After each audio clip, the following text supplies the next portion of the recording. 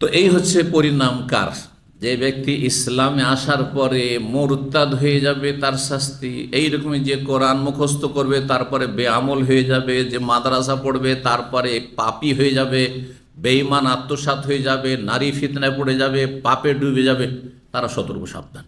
যে ইসলাম শিখলেন আর তারপরে বিভিন্ন ফিতনায় পড়ে গেলেন, বা অহংকার এত চলে আসলো যে এক গর্ত থেকে উঠে এসে আর এক গর্তে গিয়ে নিক্ষিপ্ত হইলেন, অথবা এমন চরমপন্থী হয়ে গেলেন যে আজকাল আমি মুসলিম দেখছি না, হ্যাঁ মুসলিম শাসকগুলো সব তাগুত হয়ে গেছে। এগুলি কাদের ভাষা?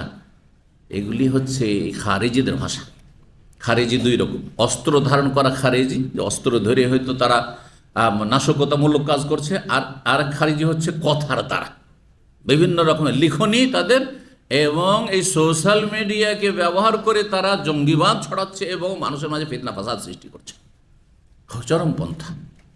তারা মুসলিমদেরকে প্রথম ফতোয়াবাজি বাড়াবাড়ি তাদের মুসলিমদের সম্পর্কে।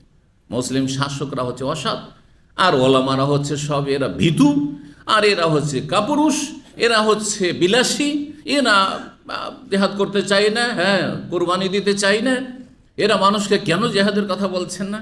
আর রফসের জেহাদ করে ফজরের হেফাজত করতে পারো না, গোনাহ থেকে বাঁচাইতে পারো না, রুজিটা হালাল করতে পারো না, হ্যাঁ স্ত্রীর হক ঠিক করে আদায় করো না, ছেলে মেয়ের ভালো ইমানি ইসলামী তরবিয়ত কর না, তাদের খোঁজ খবর নাও না। আরে ঘরের খবর নিয়ে দেখো খুবই অবস্থা খারাপ, এদের ঘরের খবর নিয়ে দেখুন খুবই অবস্থা খারাপ। নিজের ছেলে মেয়েদের ইমানি ইসলামী তরবিয়ত না করে পরের চিন্তা করতে হবে, দেশের চিন্তা করতে হবে, জাতির চিন্তা করতে হবে না, সারা বিশ্বের চিন্তা করতে হবে। আগে আপনাকে ঘরের কথা চিন্তা, কু আনফুসাকুম, নিজেকে জাহান্নাম থেকে বাঁচাও, ওয়া আহলিকুম, তারপরে নিজের পরিবার, তারপরে ওয়া আনজির আশিরাতাকাল আকরাবিন, নিকট আত্মীয়, গ্রামবাসী, এলাকাবাসী, ভাষাভাষী, দেশবাসী, তারপরে সারা বিশ্বের মুসলিম জাতি, হ্যাঁ তারপরে তখন অন্য অন্য চিন্তা করবেন যে এখন শক্তি হয়েছে, ক্ষমতা হয়েছে, সুতরাং এখন এইসব পদক্ষেপ নিতে হবে। আশা করি বিষয়টি বোঝা গেছে। আল্লাহ তৌফিক দান করুন, অহংকার মুক্ত রাখুন।